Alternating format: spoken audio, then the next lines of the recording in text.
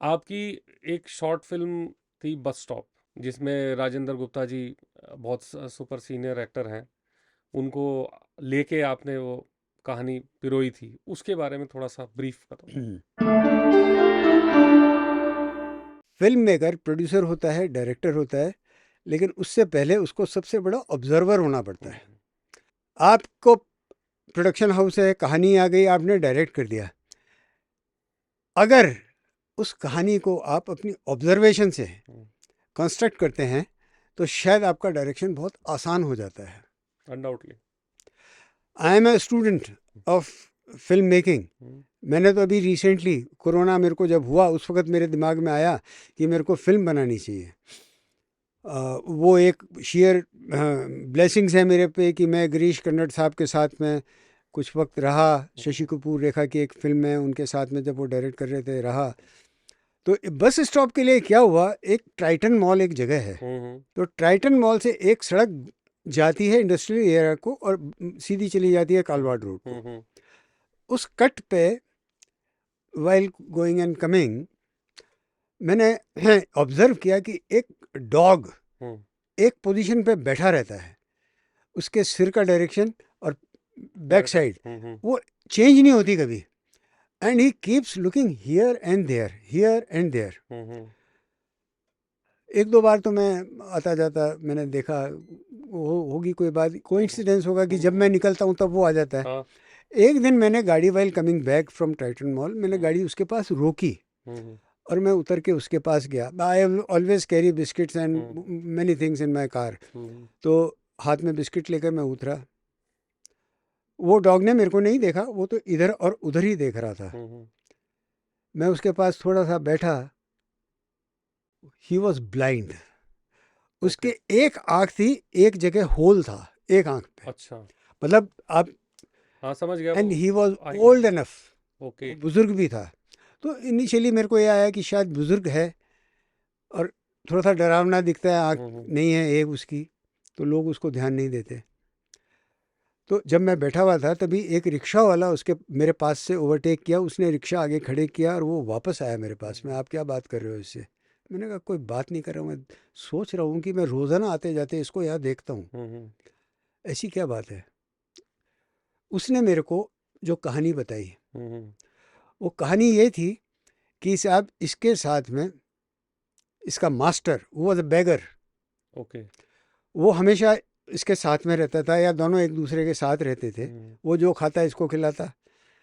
वो रात को बेगर शायद दारू भी पीता होगा, हुँ, तो वो कभी कभी इसको भी चखा दिया करता होगा। हुँ, हुँ, लेकिन रहते दोनों साथ थे, वो जो हुँ, खाता वही ये खाता। हुँ, हुँ, उस बेगर को हुआ कोरोना ओके, और वो कोरोना में उसको एम्बुलेंस में उसको शिफ्ट करा हुँ, हॉस्पिटल के अंदर। Hmm, hmm, in hospital he passed away.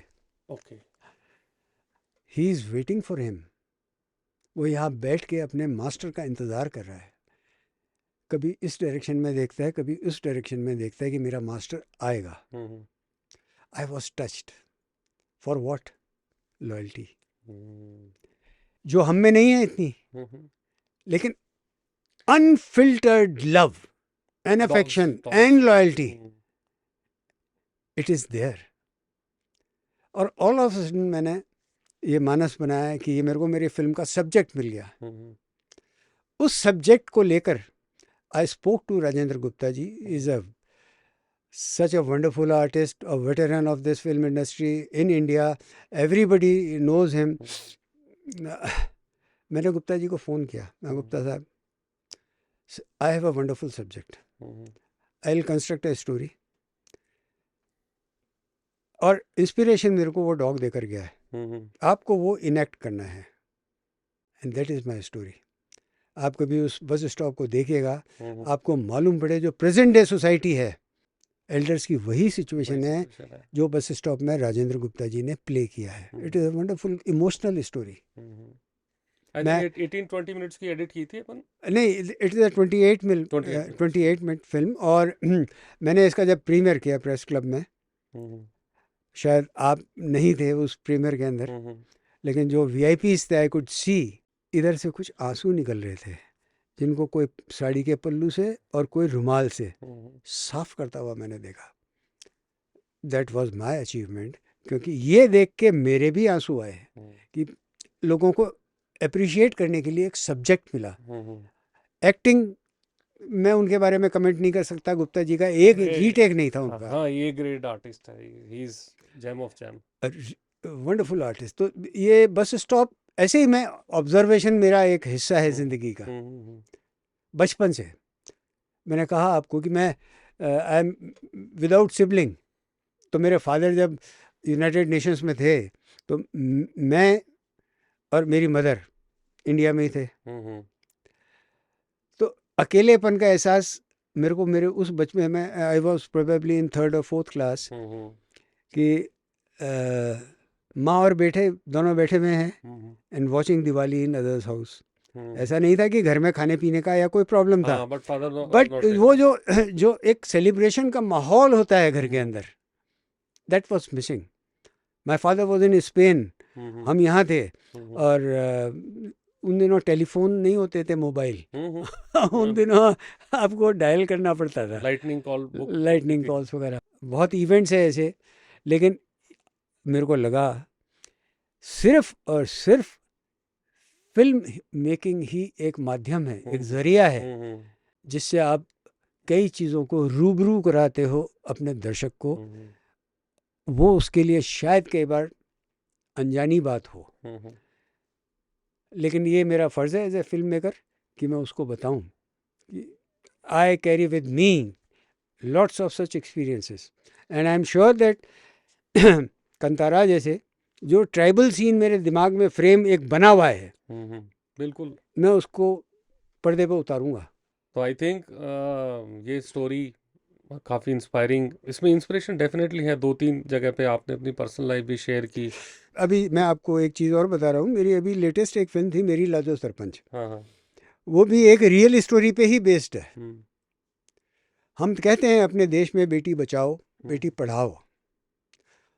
वो कहानी है पंजाब के किसी छोटे से गांव की, जहां गुरुद्वारे के बाहर एक गांव की सरपंच को while coming out from gurdwara एक डस्टबिन में एक छोटी सी बच्ची की, जो प्रोबेबली शायद 1 या 2 घंटे की रही होगी, उसकी रोने की आवाज़ उनके कान में पड़ी।